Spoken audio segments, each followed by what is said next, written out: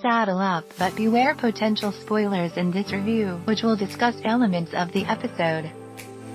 Take my heart when you go. It's a sentiment that is repeated several times in tonight's episode, and if your heart doesn't feel the tendrils of sadness creeping about it like a growing vine. With Kiksuya, Westworld took a trip away from the usual story, but still found meaning and connection in broadening, deepening and enhancing the world around the main narrative. You might want to check your programming and up those empathy levels. For most of the run thus far, the Ghost Nation have been a shadowy, scary presence, embodying the savage aspect of Old West stories. But, as with so much of this show, there are many layers. And while we'd understand any frustration at diverting from the various strands to explore a side character, it's worth remembering that Zane McLarnin's Akashita is the hero in his own story.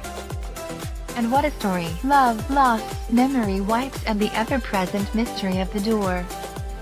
It's a credit to the script from Carly Rae and in deep and nuanced direction by Yuta Brisuitz, with much of the dialogue in the Lakota language, that you don't miss the antics of Dolores and the rest though she crops up once or twice. Known by Akashita and his fellow tribal folk as the Deathbringer. The only other main character to have much impact this week is Maeve, still badly hurt after being shot by the QA force and now seemingly appreciated only for her psychic abilities to talk to and command other hosts. Her powers are on display this week as it turns out that Akashita is not just talking to her daughter, but addressing her breaking heart. Kiksuya is a winner of an episode because it really does dig into Akashita's story, revealing when he became aware of the true nature of his wrong world and his struggle to understand it. You can't help but feel for his journey and his sadness at discovering that the woman he loves no longer recognizes him because he's been reprogrammed and repurposed for another narrative. Then he manages to get through to her, only for her to be snatched away, this time destined for cold storage.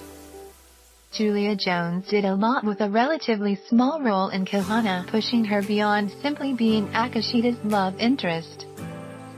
Similarly, our hero's quest helped us understand more about what has been going on with the hosts and how they're now fully aware of what is going on.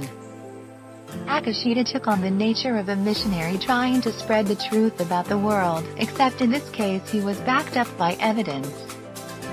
And there's an excellent message lurking within about how situations can be misread, such as the apparent attack on Maeve and her daughter by the Ghost Nation, which was really Akashita coming to rescue her.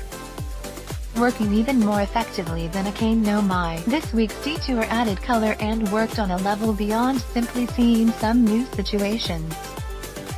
While the Dolores Bernard Charlotte Hale episodes have been entertaining and much more focused now that the world is properly established, this was an excellent look at a much deserving character.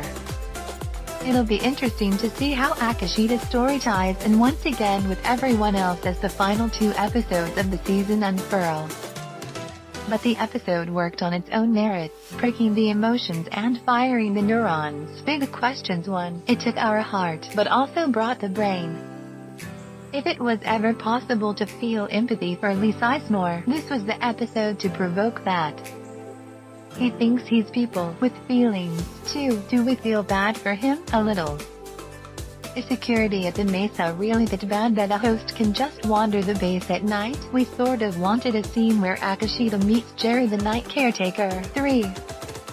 With all the depth and thought on display here, was it disappointing to anyone else that Akashita's time in the Mesa was full of naked female hosts and yet almost all the males in the lab were clothed? At least cold storage was a little more democratic.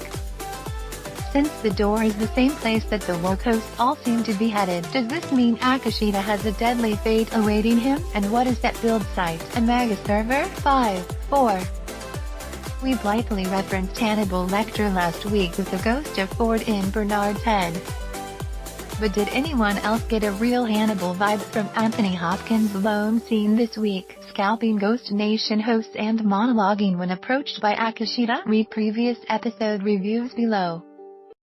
Season 1 Westworld Season 1 Episode 1 The Original Westworld Season 1 Episode 2 Chestnut Westworld Season 1 Episode 3 The Stray Westworld Season 1 Episode 4 Dissonance Theory Westworld Season 1 Episode 5 Contrapasso Westworld Season 1 Episode 6 The Adversary Westworld Season 1 Episode 7 Troglio Westworld Season 1 Episode 8 Trace Decay Westworld Season 1 Episode 9 The Well-Tempered Clavier Westworld Season 1 Episode 10 The Bicameral Mind Season 2 Westworld Season 2 Episode 1 Journey into Night Westworld Season 2 Episode 2 Reunion Westworld Season 2 Episode 3 Virtue e Fortuna Westworld Season 2 Episode 4 Riddle of the Sphinx Westworld Season 2 Episode 5 Akane no My Westworld Season 2 Episode 6 Phase Space Westworld Season 2 Episode 7 Les Ecorches Westworld airs on HB.